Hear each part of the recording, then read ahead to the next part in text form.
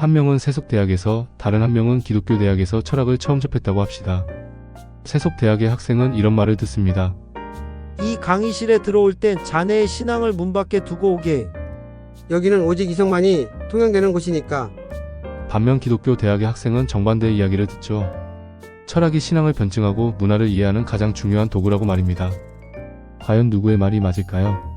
철학은 신앙과 분리된 중립지대일까요? 아니면 신앙을 가장 필요로 하는 최전선일까요?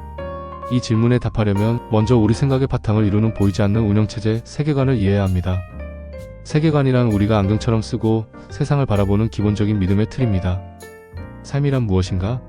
나는 누구인가? 세상은 뭐가 잘못되었고 어떻게 바로잡을 수 있는가? 이 거대한 질문들에 대한 무의식적인 답의 묶음이죠. 성경 전도서는 하나님이 사람의 마음에 영혼을 사모하는 마음을 주셨다고 말합니다. 시작과 끝에 대한 감각, 더 큰 이야기의 일부가 되고 싶다는 감각이죠. 우리는 우리 삶의 작은 이야기들을 의미있게 만들어줄 하나의 더 큰 이야기를 필요로 하는 존재입니다. 그래서 세계관은 세상을 설명하는 관점일 뿐만 아니라 세상이 어떠해야 하며 우리는 어떻게 살아야 한다는 방향을 제시하는 나침반으로도 작용합니다. 많은 사람들은 자신의 탐구가 이런 믿음의 영향을 받지 않는 순수한 이성의 활동이라고 생각합니다.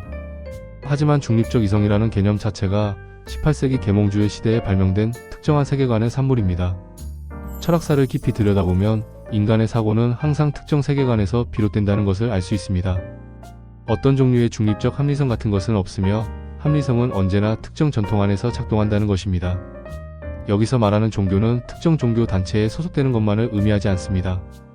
철학자 로이 클루저는 종교적 믿음을 모든 것이 그것에 의존하지만 그것 자체는 어떤 것에도 의존하지 않는 것에 대한 믿음이라고 정의했습니다.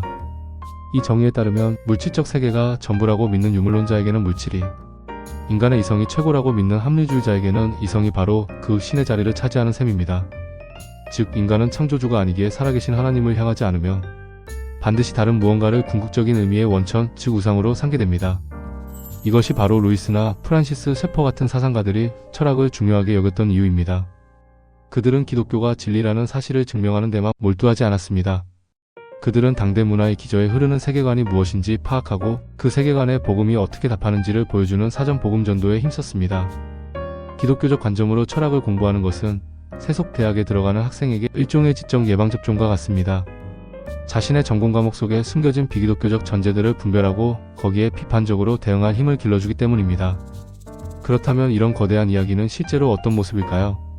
인류 역사상 가장 영향력 있는 이야기 중 하나인 성경을 예로 들어보겠습니다.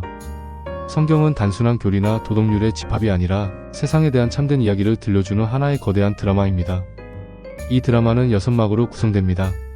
하나님이 자신의 왕국을 세우시고 그곳에서 반란이 일어나고 왕께서 이스라엘을 택하시며 구원을 시작하시고 왕이 직접 오셔서 구원을 성취하시며 그 소식이 세상에 전파되고 마침내 왕이 귀환한다는 서사입니다.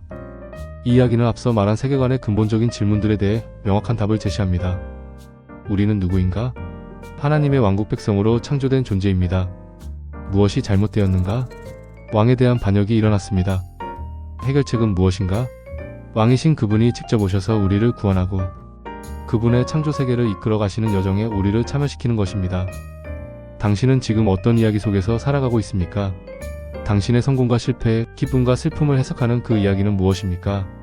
어떤 이야기를 당신의 삶의 기준으로 삼을지 선택하는 것이 결국 당신이 세상을 어떻게 보고 그 안에서 어떻게 살아갈지를 결정하게 될 것입니다.